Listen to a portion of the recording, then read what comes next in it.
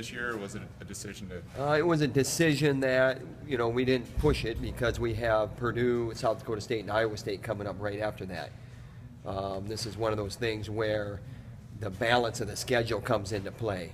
I do know one thing. I do know that we got to be ready.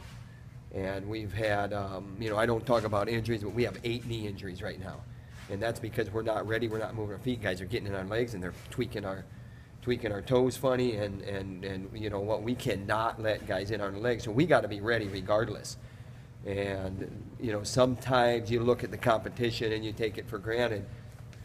Good lesson, you don't take anybody for granted. Let's see if we can make progress there. This is important this weekend. It's not what I would say Class A competition. We know that. Division III school, the junior college team, that's not a great competitive weekend. But I don't look at it that way. You have to be ready every time out.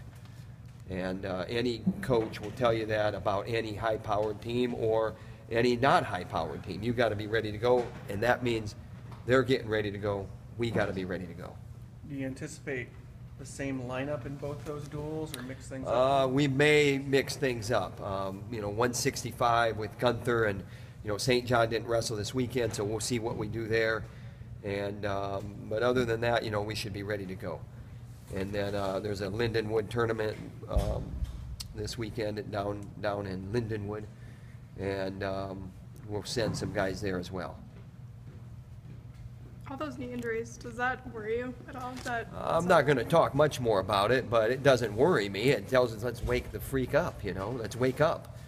And let's realize that it doesn't matter who you're wrestling.